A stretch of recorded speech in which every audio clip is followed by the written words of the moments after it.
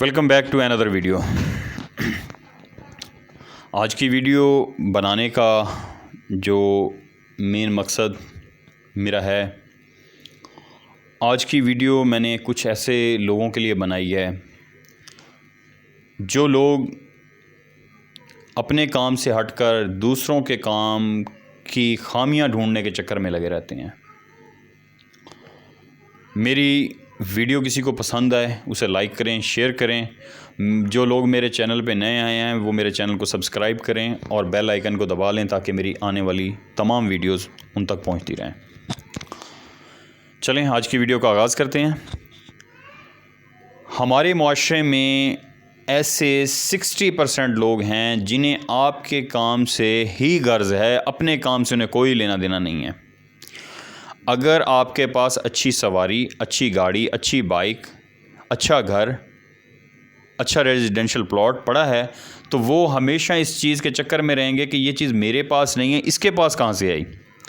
پھر ان لوگوں نے اس چیز کو بنایا ہوا کیا ہوتا ہے کہ یار یہ بندہ کہیں نہ کہیں سے دو نمبری کر کے لا رہا ہے، کہیں نہ کہیں سے اس بندے کے پاس کوئی ایسی جگہ سے پیسہ آ رہا ہے جہاں سے یہ بندہ دو نمبری کر کے اپنے تک لے کے آ رہا ہے۔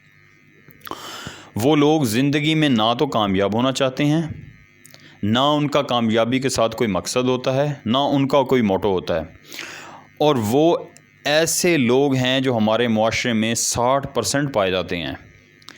ہمارے معاشرے میں 60% لوگ ایسے پائے جاتے ہیں جو لوگوں کو غلط ڈسکس کرتے ہیں۔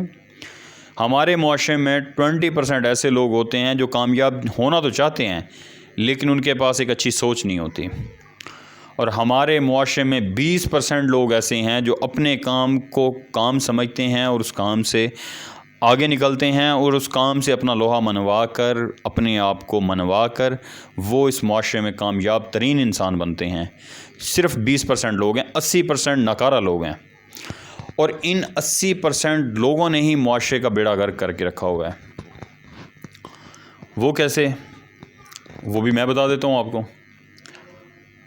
ہمارے معاشرے میں جو 60% لوگ ہیں نا، ان کی ہمیشہ ایک چیز پر نظر رہے گی۔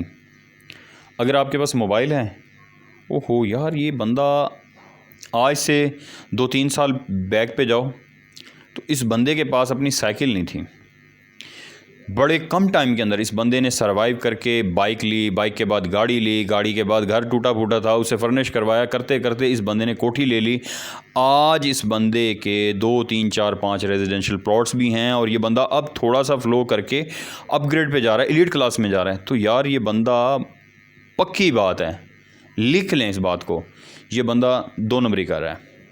اور یہ لوگ ہماچے، گلی کوچے، محلے، چائے کے ہوٹلز، دوسرے ہوٹلز، لڈو خانے، جوئے خانے، میں کہتا ہوں کہ ہر دنیا کی غلط سوسائٹی میں یہی لوگ پائے جائیں گے آپ کو۔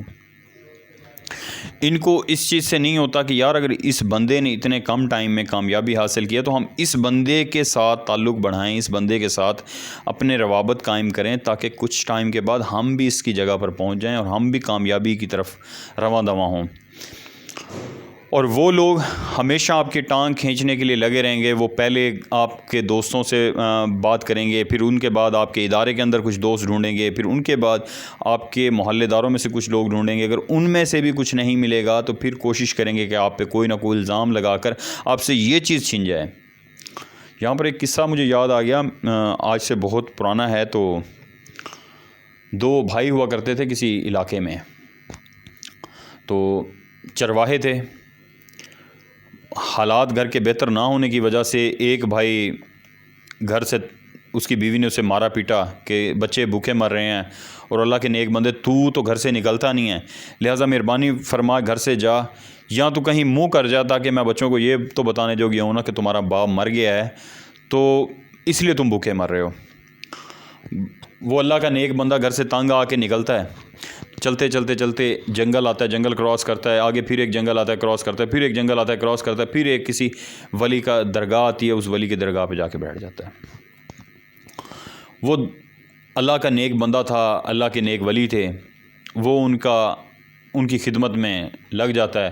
خدمت کرتے کرتے کوئی عرصہ 10 سال گزر جاتے ہیں تو اس اللہ کے نیک ولی کو کی نگاہ کرم ہوتی ہے تو وہ اس سے پوچھتا ہے کہ ہاں بتا تجھے کیا چاہیے. تو وہ کہتا ہے کہ اللہ کے نیک بندے، میں گھر سے تنگ ہو کے غربت اور افلاس کے چکر میں نکلا تھا، تو میرے بچے چھوٹے چھوٹے ہیں، میں ان کے لیے کچھ کرنا چاہتا ہوں، لیکن میرے پاس کوئی ایسے وسائل نہیں ہیں، میرے پاس ایسے کچھ حالات نہیں ہیں جو میں کچھ کر سکوں. تو مجھے کوئی ایسا کام بتا جو میں کروں اور میں اپنے گھر جاؤں تو میرے بچوں کا روزی روٹی کا اور ان کے چادر و چار دیواری کا تقدس بحال رہے. تو وہ تو اللہ کے نیک بندے تھے، انہوں نے نظر کرم فرمایا. انہوں نے کہا بھی آج گھر جائیں، گھر جا کے اپنے کسی کمرے کے اندر اکیلا بیٹھ جائیں، 2 شکرانے کے نفل خود اور تیری بیوی ادا کرے، اور اللہ پاک سے رات کو جو تو من کی مراد کر کے سوئے گا نا، صبح اٹھے گا وہ پوری ہوئی ہوگی. وہ اللہ کا نیک بندہ گھر آتا ہے تو اس کی بیوی آتے پہلے پوچھتے بھی لے کے کیا آیا، تو کچھ ایک تھیلے میں راشن ہوتا ہے جو ولی بابا نے دیا ہوتا ہے، وہ گھر لے آتا ہے، لا کے دیتا ہے. اس کے بعد بیوی کہتی ہے بھی اتنے عرصے کے بعد تو گیا ہم تو سمجھے کہ مار کھپ گیا ہے، چلو زندہ ہے یہی کافی ہے، تو بتا بچوں کے لیے کیا کیا ہے.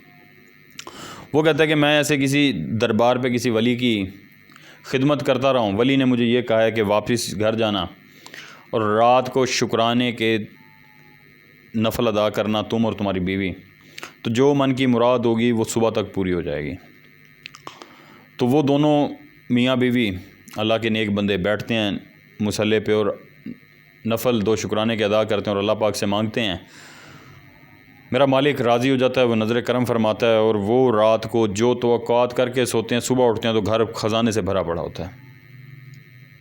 سبحان جاؤں اپنے مالک کی اس قدرت پہ. تو صبح اٹھتے ہیں تو وہ زمینیں، جدادیں، محل، ہر چیز تعمیر ہو جاتی ہیں اور ہر چیز بن جاتی ہے. اب وہ جو دوسرا چرواہا اس کا بھائی تھا نا، ان کے گھر کے حالات تو تھے ویسے ہی جیسے پہلے تھے. وہ اپنی بھابھی کے گھر آتی ہے تو بھائی کے گھر آتی ہے دیور کے، تو جب دیور کے گھر آتی ہے اس کے حالات بدلے ہوئے دیکھتی ہے اور اس کے گھر میں پیسے کی لہل پہل دیکھتی ہے. تو وہ پوچھتی ہے کہ بھی کیا ایسا مواجرہ ہے جس سے اتنا کچھ آیا. اس نے کہا دیکھ میری بات سن، کسی کو بتائیں نا، تجھے ایک بات بتاتی ہوں. میرا ہسبینڈ ایسے فلاں ولی بابا کے پاس گیا تھا، اس کی خدمت کی، خدمت کرنے کے بعد انہوں نے کہا کہ ایسے گھر شکرانے کے نوافل ادا کرنا اور صبح تمہیں جو تمہاری من کی مراد ہوگی پوری ہو جائے گی. اس نے کہا اچھا. وہ گھر جاتی ہے، اپنے ہسبینڈ کو مارتی پیٹتی ہے کہ بھی جا تو بھی دفع ہو جا کے اس سے ولی بابا سے کچھ لے کے آ گھر میں، ہمارا بھی کوئی بچوں کا کوئی روزگار بنے. وہ اللہ کا نیک بندہ اپنے کاندھے پہ صافہ رکھتا ہے اور چل پڑتا ہے. وہ بھی جنگل کراس 2 3 4 جنگل کے پاس پہنچ جاتا ہے اور اس ولی بابا کی درگاہ پہ پہنچ جاتا ہے. ولی بابا کی خدمت کرنا شروع. ولی بابا کی نظر کرم ہوتی ہے اور وہ پوچھتا ہے کہ کیا چاہتے ہو تم. تو اب یہ بڑا ٹیکنیکل پوائنٹ ہے. وہ اللہ کا بندہ یہ نہیں کہتا کہ ولی بابا مجھے کچھ چاہیے، وہ کہتا ہے بھی پیر جی تہاڈی مہربانی. لفظ سننے کے اور سمجھنے کے، پیر جی تہاڈی مہربانی، مینوں کچھ نہ دیو، جڑا میرے بھرا نوں دتا وہ بھی کھولو. میں تنگ آ گیا بیوی دے ڈیلی ساڑے کولوں، وہ جدوں وہ دے کول نویاں تو نویاں چیزاں دیکھدی تو میں اس ساڑے کو تنگ آ گیا.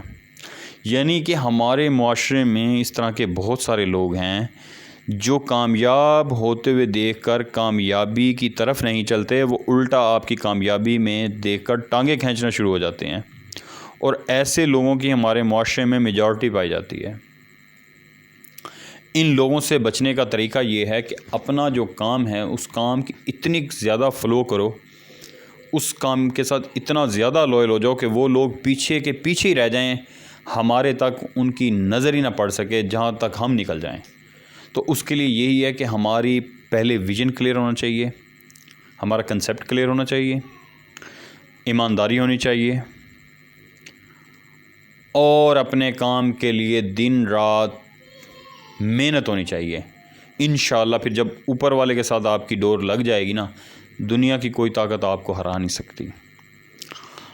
آج کے لیکچر کا اختتام یہیں پر ہوتا ہے. اپنے دوست، اپنے ہوسٹ چودھری بلاول کو اجازت دیجیے گا. انشاءاللہ نیکسٹ نئی ویڈیو کے ساتھ، نئے ٹاپک کے ساتھ دوبارہ ملیں گے. تب تک کے لیے فی امان اللہ.